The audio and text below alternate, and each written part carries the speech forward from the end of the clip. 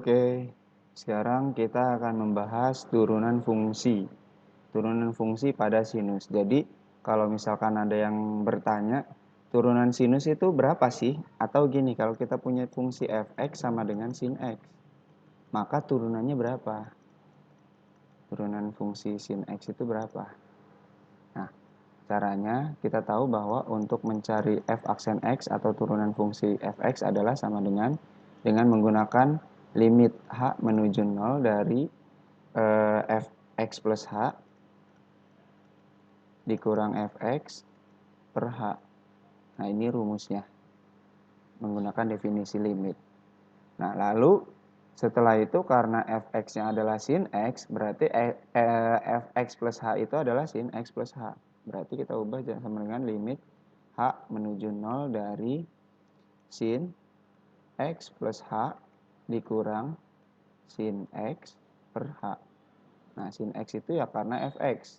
Ini fx, jadi sama dengan sin x per h, ini tetap. Maka kita pernah belajar sebetulnya di kelas 11 bahwa yang namanya sin A min sin B itu kita punya rumus sama dengan 2 cos setengah A plus B dikali sin setengah A min B. Nah, seperti itu. Maka kalau misalkan di sini kita anggap A-nya itu adalah X plus H dan B-nya adalah X, maka bisa kita tulis sama dengan limit H menuju 0 dari sin A ya. Sin A dikurang sin B per H. Nah, bisa kita gunakan rumus ini. Maka hasilnya akan sama dengan limit H menuju 0 dari 2 cos setengah 2 cos setengah A plus B dikali sin setengah A min B per H. Ini B per H.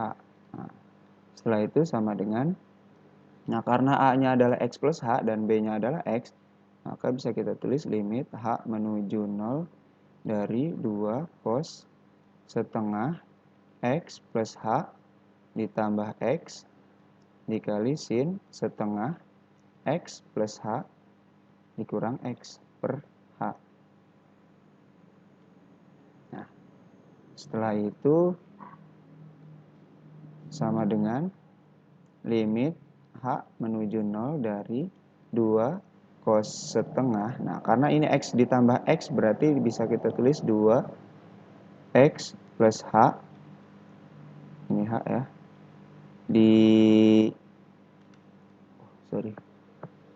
Ini H dikali sin dari setengah. Nah, ini X dikurang X habis. Berarti setengah H per H. Nah, saya tulis di sini H-nya supaya apa? Karena limit H menuju 0 itu adalah 1 atau sin limit ya. Limit X menuju 0 dari sin AX per BX itu sama dengan A per B, maka kita bisa tulis langsung setengah ini. Sedangkan yang ini H-nya kita substitusi aja jadi 0.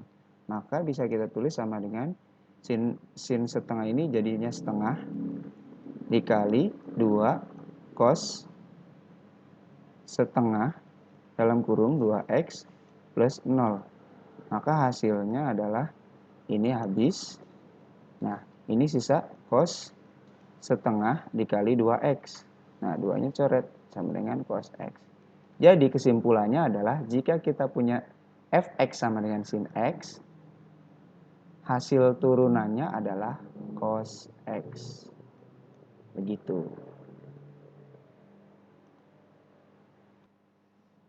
Nah, selanjutnya saya akan membahas tentang kalau ini kan fx-nya sama dengan sin x. Bagaimana kalau fx-nya sama dengan cos x? Nah, kita coba. Bagaimana kalau oke jelek ya. Fx-nya sama dengan cos x. Nah, seperti biasa f aksen x-nya itu berapa gitu kan ya. Nah, seperti biasa f aksen x itu adalah sama dengan limit h menuju 0 dari f x plus h dikurang fx per h. Nah, kita lihat fx-nya adalah cos x. Berarti kalau fx plus h adalah sama dengan limit h menuju 0 dari cos x plus h dikurang dengan ini fx. Nah, kalau fx sama dengan cos x, ya tinggal tulis cos x per x. Nah, sama kayak tadi, kalau tadi sin dikurang sin. Nah, kalau sekarang rumusnya adalah cos A dikurang cos B itu sama dengan min 2 sin setengah A plus B dikali sin setengah A min B. Nah, ini rumusnya. Nah, kita anggap di sini A-nya itu adalah X plus H. Dan B-nya adalah X. Maka sama dengan limit H menuju 0. Nah, ini A.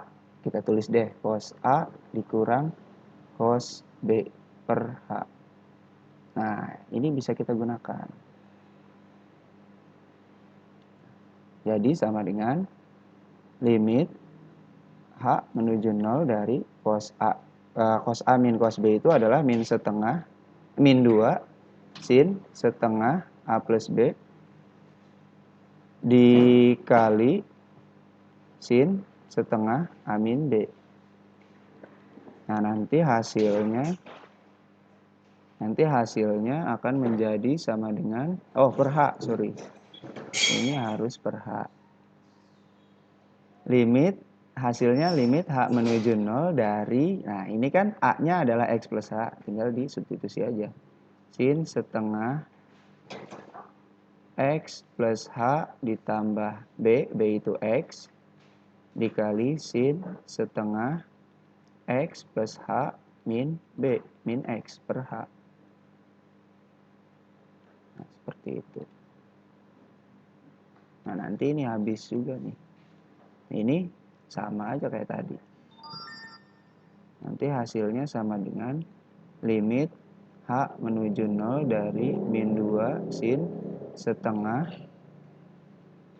dari 2X plus H dikali sin setengah H per H. Nah, lagi-lagi di sini setengah H per H. Jadi ini nggak usah ditulis lagi, jadi sama dengan setengah. Bisa kita tulis setengah dikali min 2 kali sin,